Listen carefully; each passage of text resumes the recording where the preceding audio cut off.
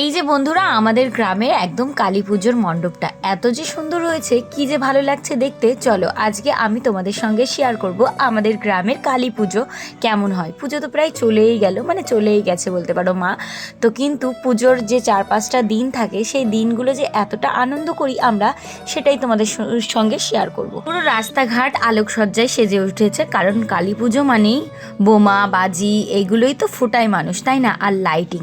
তো এই যে দেখো, আমি কিন্তু কালী পুজোর উপোস আছি, তাই জন্য কিন্তু রেডি হয়ে নিয়েছি। এখন যাবো আমরা পুজো মণ্ডপে পুজো করতে। এখন বাজে রাত 9টা। এখানে হচ্ছে কালী পুজোর উপোস থাকার নিয়ম কিন্তু 2 দিন ধরে। প্রথম দিন কিন্তু না খেয়ে থাকতে হয়, রাত্রেবেলা আতপ চালে সিদ্ধ ভাত খেতে হয়, পরের দিন সারা দিন উপোস করতে হয়। তো আমাদের গ্রামের মাঠে দেখো কত সুন্দর ঝুমুর নাচ এনেছে, সেটাও একটু দেখলাম। আর এদিকে কিন্তু প্যান্ডেলটাও দেখিয়ে দিয়েছি। তোমরা কিন্তু কমেন্ট করতে ভুলবে না তোমাদের কেমন লাগলো আমাদের গ্রামের পুজোর মণ্ডপটা। আর এদিকে কিন্তু আমি এই যে শাড়িটা কিনেছি, এই যে প্রথমেই পরলাম কালী পুজোর উদ্দেশ্যে, আর ব্লাউজটাও নিজে হাতে বানিয়েছি। জানো তো, ভেবেছিলাম একটুখানি জুঁই ফুলের মালা নেব, কিন্তু কেউ এনেই দিল না। যাই হোক, খুব কষ্ট লাগছিল। তারপরে কিন্তু মেজদি দেখলাম হঠাৎ করে পার্লার থেকে সেজে গুজে এসে হাজির। মানে কি বলবো, সবাই কিন্তু নিজেরটা ভালোই বোঝে, সবাই সেজে গুজে আসে, এসে আর কি ধাপ্পা দেয়। আর আমি আগে থেকেই সব কিছু বলে দিই, এটা আমার বলতে পারো নিজেরই খারাপ গুণ। মানে আগে থেকে সবাইকে সব কিছু বলে বুঝিয়ে দিই, আর সবাই সব কিছু লুকিয়ে রাখে। তারপরে কিন্তু মেজদিকে খুব সুন্দর লাগছিল। আমি বলছিলাম, মেজদি তোমাকে যে এত সুন্দর লাগছে, কোনোদিন তো তুমি এইভাবে সাজোনি। তারপরে দেখো মায়ের সাজসজ্জা চলছে, যেমন মাকে মালা পরানো, মায়ের খড়গ হাতে দেওয়া। তারপরে কিন্তু এইখানে আমরা শুরু করে দিলাম মোমবাতি একটা ডালা সাজানো, যেখানে 108টা মোমবাতি থাকবে, যেটা দিয়ে মাকে আরতি করা হবে। কালী পুজো বাড়ির পাশে হচ্ছে যেহেতু, দেখো ভয়েস দিতে এসে কিন্তু গান তোমরা শুনতে পারছো। আর এদিকে কিন্তু সবাই মিলে এই যে মোমবাতির এইগুলো লাগিয়ে দিচ্ছি। যখন আর কি পুজোটা কমপ্লিট হওয়ার পর মাকে আরতি করবে, তখন কিন্তু আর তাড়াহুড়ো করে করতে হবে না, হাতে হাতে কাজ করতে কিন্তু পুজোর সময় বেশ ভালোই লাগে।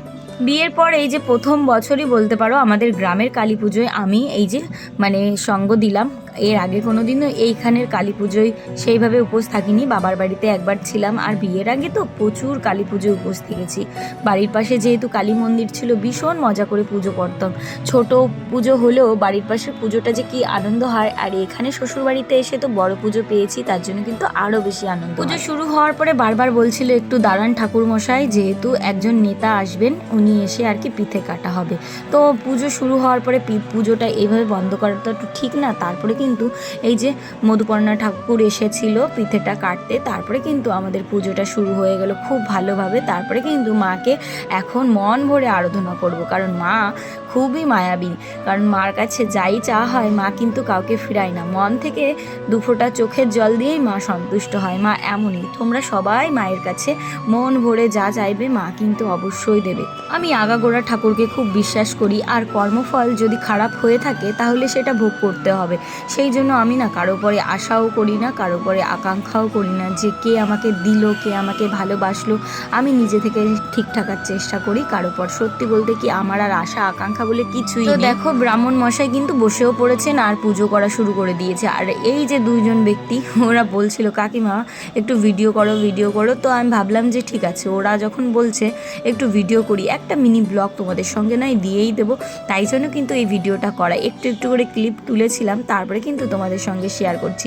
আর কালী পুজোটা তোমরা কেমন কাটাচ্ছ সেটা কিন্তু বলবে।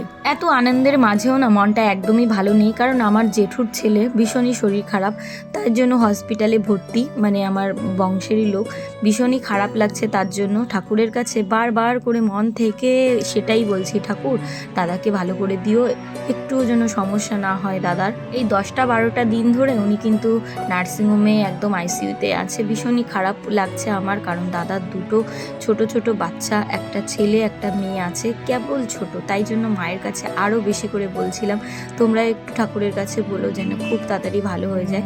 দাদা কিন্তু আমার হেড মাস্টার হাই স্কুলের, তার জন্য বলছিলাম যে সব কিছু করার পরেও যদি এরকম অবস্থা হয় ভীষণই খারাপ লাগে, বয়সটাও খুব কম। তারপরে দেখো, এখানে কিন্তু আমরা পুজো করে এইখানে আমাদের মন্দিরের কর্তৃপক্ষ থেকে সুন্দরভাবে মানে প্রসাদ পাওয়ার ব্যবস্থা করেছিল, যেমন ডাল ভাত।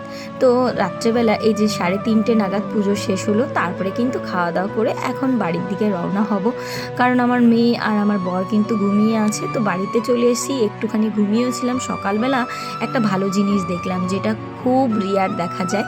তো এখানে দেখলাম সবাই কিন্তু টোটোয় করে এইরকম প্রসাদ বিতরণ করছে। এত যে ভালো লাগছে যে আগে শুনতাম বাড়িতে বাড়িতে নাকি ওই যে রেশন দেওয়া হয়, এখন কিন্তু টোটোয় করে বাড়িতে বাড়িতে প্রসাদও বিতরণ করা হচ্ছে। মায়ের প্রসাদ, মা এমনই অন্তর্যামী যে মায়ের প্রসাদ গ্রহণ সবাই করবে, কেউ ফাঁকা যাবে না। তাই কিন্তু এই যে প্রসাদ চলেও এসেছে, আর আমিও কিন্তু প্রসাদ নিয়ে নিয়েছি, খিচুড়ি ফল প্রসাদ সবার জন্য। সকালবেলা একটু দেরি করে রান্না করব আর এই প্রসাদটা খেয়েই কাটাবো। তোমরা কেমন পুজো কাটাচ্ছ অবশ্যই কিন্তু কমেন্ট করে জানাবে। আমরা তো বেশ ভালোই কাটাচ্ছি, তার ভিতর কিন্তু মনটা একদমই ভালো।